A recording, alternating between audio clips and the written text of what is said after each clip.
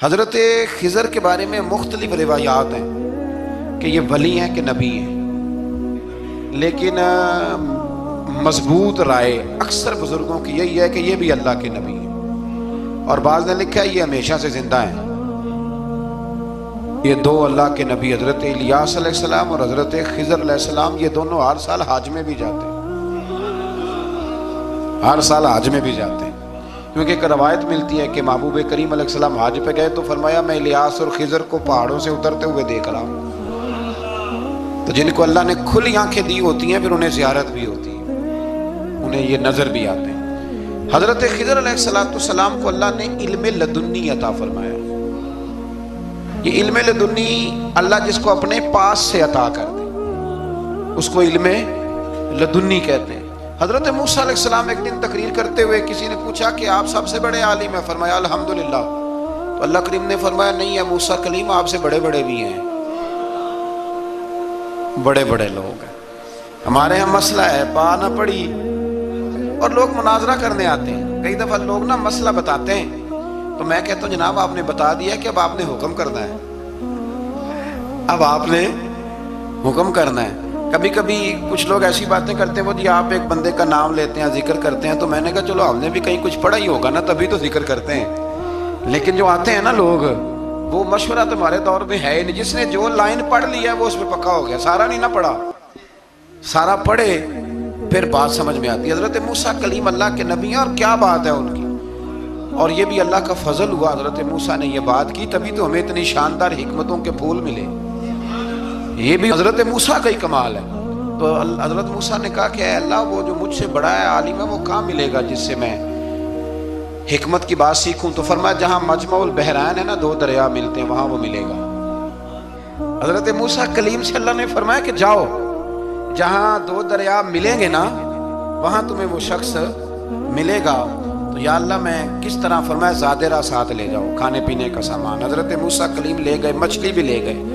فرمایا یہ مچھلی جہاں تمہارے برتن سے نکل کے دریا میں داخل ہو وہاں دریا میں شگاف پڑ جائے گا، وہاں وہ تمہیں شخص ملے گا۔ حضرت موسیٰ نے اپنے خادم حضرت یوشع بن نون علیہ السلام کو بھی ساتھ لیا۔ یہ بعد میں حضرت موسیٰ علیہ السلام کے جانشین ہوئے۔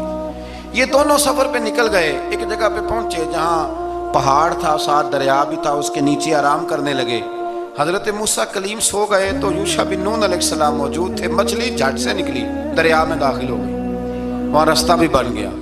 اب اٹھے حضرت موسیٰ کلیم، جب اٹھے تو فرمایا چلو چلے، تھوڑا آگے جا کے فرمایا بھوک لگ رہی ہے کھانا تو نکالو۔ انہیں یاد آیا، کہنے لگے تو مچھلی تو دریا میں چلی گئی تھی۔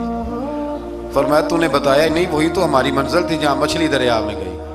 پھر وہاں سے واپس آئے قدموں کے نشانوں پہ، وہاں پہنچے جہاں مچھلی گئی تھی تو وہاں ایک شخص لیٹا ہوا تھا چادر لے کے۔ آپ نے سلام لی تو انہوں نے کہا وعلیکم السلام یا موسیٰ کلیم اللہ۔ تو آپ نے فرمایا آپ کون ہیں؟ فرمایا میں وہی ہوں جس کو آپ تلاش کر رہے ہیں۔ تو فرمایا آپ نے مجھے کیسے پہچانا؟ فرمایا جس رب نے تمہیں بھیجا ہے نا اس نے ہی مجھے بتایا ہے کہ موسیٰ آ رہے ہیں، موسیٰ آ رہے ہیں۔ اب حضرت خضر نے جو کچھ فرمایا وہ بڑا شاندار ہے۔ فرمایا موسیٰ کچھ باتیں ایسی ہیں جن کا آپ کو علم ہے اور مجھے نہیں، اور کچھ ایسی ہیں جن کا مجھے علم ہے اور آپ۔ اللہ اکبر، یہ کبھی ہماری سمجھ میں بات آ جائے، یہ کبھی سمجھ میں آ جائے۔ کچھ باتیں ایسی ہیں جس کا مجھے علم ہے اور یہ بڑے بڑے سیانے بندے نہیں مانتے، بڑے بڑے میں عالم ہوں جی، تو آپ عالم ہیں میاں ایک شعبے کے، لیکن بہت سارے دنیا میں شعبے ہیں نا، دین کے عالم کا درجہ سب سے بڑا ہے، لیکن قانونی مشاورت کرنی ہے تو آپ وکیل سے کریں گے، گاڑی کے بارے میں پوچھنا ہے تو کسی مکینک سے پوچھیں، لیکن آپ بن کے نہ بیٹھ جائیں۔ فرمایا جس کا آپ کو علم ہے مجھے نہیں، اور جس کا مجھے علم ہے ان میں سے آپ کو نہیں۔ تو کہا میں پھر آپ کے ساتھ رہنا چاہتا ہوں اور میں وہ سیکھنا چاہتا ہوں جو آپ بتا رہے ہیں۔ تو حضرت خضر فرمانے لگے صبر کر لیں گے میرے ساتھ، یہ سب سے مشکل کام ہے، یہ سب سے، یعنی ہر بات کی تو یہاں لوگوں کو وضاحت چاہیے۔ کھانسے بھی تو آپ کو بتانا پڑے گا کھانسے کیوں، ہنسے بھی تو آپ کو بتانا پڑے گا ہنسے کیوں۔ بھئی بزرگ ہیں، بزرگوں کی باتوں میں حکمتیں ہوتی ہیں، لیکن ہم حکمت کی طرف جانے کو تیار نہیں ہوتے، ہمیں تو فوری طور پہ جواب چاہیے، حل چاہیے۔ حضرت موسیٰ علیہ السلام جناب خضر کے ساتھ چلے، فرمایا صبر کروں گا، میں چلتا ہوں آپ کے ساتھ۔ دریا کے قریب گئے کشتی میں بیٹھنے کے لیے تو کشتی والوں نے حضرت خضر کو پہچان لیا، بغیر کرائے کے سوار کرایا۔ اور جب پار اترنے لگے تو حضرت خضر نے کشتی کا ایک تختہ ہی توڑ دیا۔ حضرت موسیٰ کہنے لگے یہ آپ نے کیا کیا؟ انہوں نے نیکی کی، آپ نے تختہ توڑ دیا۔ فرمایا آپ کو کہا تھا نا آپ نے صبر نہیں کرنا، آپ کو کہا تھا نا۔ فرمایا چلو میں صبر کروں گا۔ تھوڑا آگے گئے تو ایک نوجوان لڑکا، ابھی چھوٹی عمر ہے، وہ ملا۔ حضرت سیدنا خضر علیہ السلام نے اسے قتل ہی کر دیا۔ فرمانے لگے آپ نے قتل ہی کر دیا؟ ایک قرآن مجید ہے بھائی، میں کبھی کبھی سوچتا ہوں یہ ہم کسی درویش کی بات سناتے تو بندے ہٹ جاتے، فتوے نکلتے کہ نہ نکلتے؟ میرا خیال ہے ہر مسجد سے نکلتے، اور فتوے ایک ایک جتنے مسجد میں نمازی ہوتے سب کے ہاتھوں میں فتوے ہوتے۔ قتل کر دیا، قتل ہی ہو گیا بندہ۔ تو حضرت سیدنا موسیٰ علیہ السلام فرمانے لگے آپ نے قتل ہی کر دیا۔ فرمایا میں نے کہا تھا نا آپ نے صبر نہیں کرنا۔ آپ فرمانے لگے چلو اگر اب میں بولا نا تو بے شک آپ مجھے علیحدہ کر دیجیے گا۔ حضرت موسیٰ کلیم اب بولا تو علیحدہ کر دیا۔ ایک بستی میں داخل ہوئے، بستی کے لوگوں سے پانی مانگا تو انہوں نے پانی بھی نہ دیا، آرام کرنے کو جگہ بھی نہ دی، پر وہاں ایک دیوار گر رہی تھی۔ حضرت خضر علیہ السلام نے سیدھی کرنی شروع کر دی، ساری دیوار بنائی۔ تو حضرت موسیٰ کہنے لگے کن لوگوں کی خدمت کر رہے ہو جنہوں نے پانی بھی نہیں دیا، انہوں نے پانی تک نہیں پوچھا۔ فرمانے لگے بس بھئی آپ نے وعدہ کیا تھا کہ اب بولیں گے تو بے شک علیحدہ کر دینا، آپ بولیں اب آپ کا اور میرا ساتھ زیادہ نہیں چل سکتا، آپ بولیں۔ جو بول پڑے نا، غلامی کرے تو رستے لمبے چلتے ہیں، اور جو بولے نا جس کو وضاحتیں چاہیے ہو وہ غلام نہیں ہوتا، اس کے ساتھ پھر باتیں لمبی۔ ہاں تو آنکھ بند کر کے چل، ہاں آزم جاتے لائیے ہی نہ تجھے لائیے تھے، پھر آنکھ بند کر کے پیچھے چل کے بات ختم ہو گئی۔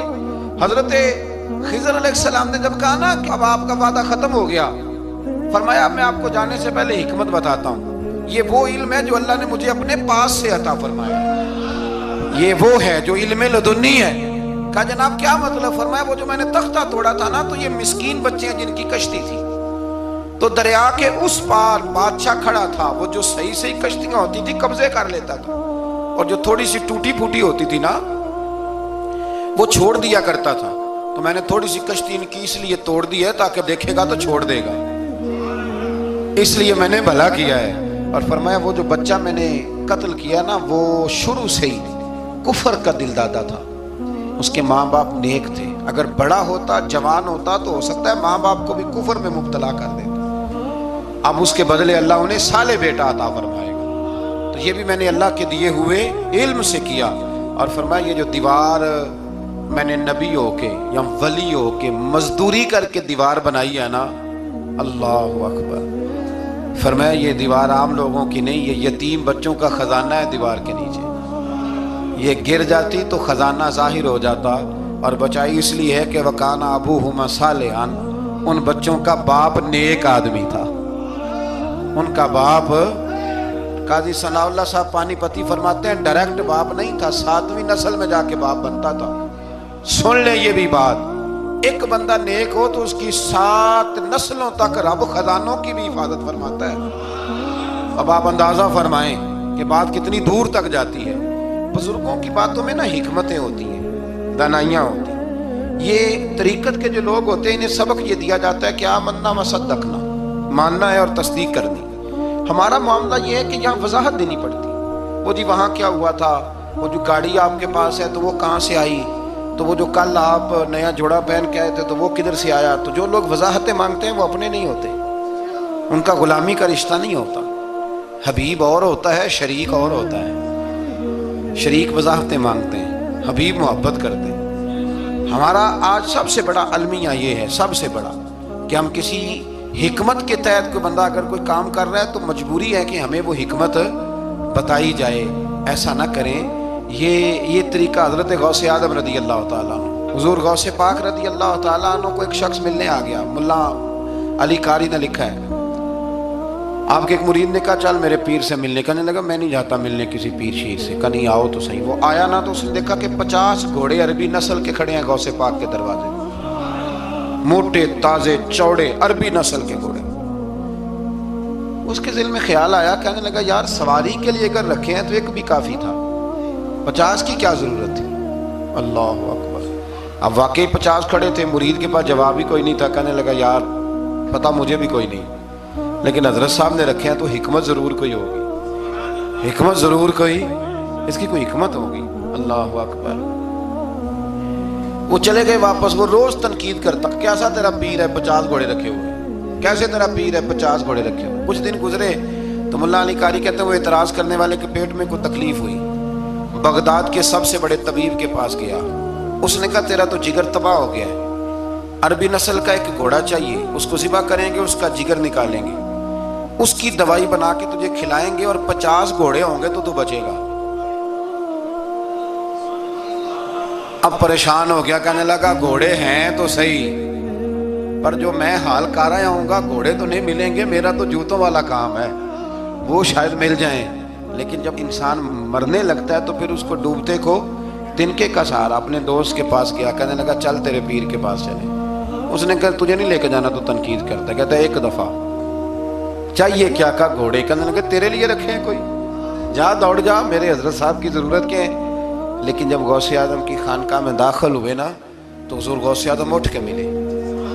اللہ والے دلوں میں باتیں نہیں رکھتے، ماتھا چوما اور فرمانے لگے میاں تو ایک دن نا میری گلی سے گزر رہا تھا تو میری تیرے اوپر نظر پڑی، تو مجھے نظر آیا تو بیمار ہوگا، اور تیرا علاج عربی نسل کے 50 گھوڑوں کی وجہ سے ہوگا، تو میں نے تیرے لیے لا کے کھڑے کیے ہوئے ہیں، تیرے لیے ہی کھڑے کیے ہیں، تو نہ گھر بھی لے جانے کی ضرورت نہیں، چارہ بھی میرے مرید ہی ڈال دیا کریں گے۔ تو اس طرح کرنا، روز آنا ایک گھوڑا لے جانا، پھر اگلے دن آنا تو دوسرا۔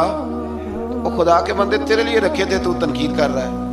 اللہ کے بندے پردہ پوش ہوتے ہیں، ہاں شرط یہ ہے کہ وہ بندہ صالح ہو، دیندار ہو، وہ والا پیر نہ ہو جو نماز بھی نہ پڑھے اور گھوڑے 15 رکھے ہوئے ہوں، اس نے وہ والا معاملہ نہ ہو۔ تو میرے عزیز یہ یاد رکھیں کہ اللہ تبارک و تعالیٰ کا بندہ جب آپ کا روحانی علاج کرتا ہے نا، روحانی علاج سے مطلب جادو ٹونے کا علاج نہیں، روحانی علاج وہ ہوتا ہے کہ میرے گناہوں کا علاج ہو جائے، حسد بغض کینہ عداوت یہ نکل جائے، تو وہ کچھ ایسے نسخے بتاتا ہے جو سمجھ میں مرید کی نہیں آتے، لیکن وہ ضروری ہوتے ہیں۔ انہی نسخوں کو استعمال کرنے سے انسان کا فائدہ ہوتا ہے۔ جی کرنے والے لوگ ہمیشہ کامیاب رہتے ہیں، وہ ماں باپ کے آگے کریں، استاد کے آگے کریں، شیخ کے آگے کریں، اور جن کو وضاحتوں کی ضرورت ہوتی ہے، ہاں ایک شرعی بات ضرور ہے، وہ ضرور سن لیں۔ اگر آپ کو کہیں کچھ شرعی قباحت نظر آئے جو قرآن و سنت سے ٹکراتی ہو، تو وہ آپ پر فرض ہے آپ اپنے مرشد سے پوچھیں۔ کتنی بڑی بات کر رہا ہوں، یعنی جو چیز قرآن و سنت سے ٹکرا رہی ہو اس کی وضاحت طلب کرنا ضروری ہوتا ہے، اور جو دین سے نہ ٹکرائے اس پر آپ وضاحتیں پوچھتے ہیں، تو پھر اس کا مطلب ہے کہ آپ علاج کرانے میں سنجیدہ نہیں ہیں۔ اللہ تعالیٰ قرآن مجید کو سمجھنے کی توفیق